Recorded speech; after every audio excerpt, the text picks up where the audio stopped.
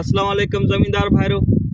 जी आगाटा वोण कया आहिनि हींअर 2025 में त हींअर जेको आहे शदीद हमलो थी वियो आहे थ्रिप्स जो पंहिंजे फील्ड खे ॾिसो जांचियो वञी तमामु घणो जेको आहे थ्रिप्स जो अटैक थी वियो आहे आगाटनि वोणनि ते छाकाणि त जेके कणकूं सरेयूं जेके फसल हींअर ख़तमु पिया कजनि उन्हनि जो जेको बि थ्रिप्स जो अटैक वॾो आहे मेजर हिन ते हमलो करे पियो त तव्हां कॾहिं फील्ड वञी चेक कयो त तरीक़े करे ईअं तव्हां वेंदो त तव्हांखे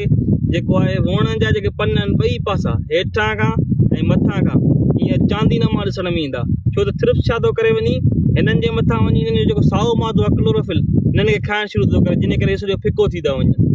इन करे हिननि जी खाद खुराक वारो अमल बंदि थी थो वञे इन करे हिन ते वॾो हमलो थी थो वञे थ्रिप्स जो ऐं हीउ जेको आहे इलाही ख़तमु थी थो वञे ऐं वॾो फसल जो पर एकड़ ते नुक़सान बि थिए पियो हींअर स्टेज में त हिननि जे लाइ तव्हांखे आउं रिकमेंड ज़हर करे छॾियां त एबामेक्टन कंहिं सुठी कंपनी जो वठी इस्तेमालु करे सघो था थाइमोक्सोम कंहिं सुठी कंपनीअ जो सुठी फॉर्मुलेशन में इस्तेमालु करे सघो था कॉन्फिडोर बायर जी अचे थी उहा इस्तेमालु करे सघो था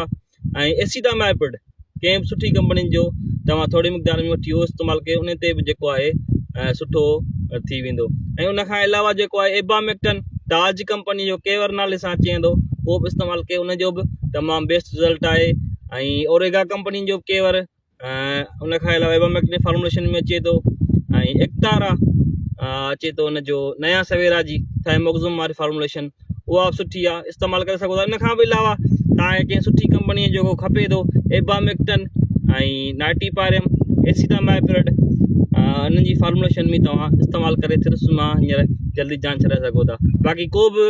गरम ज़हर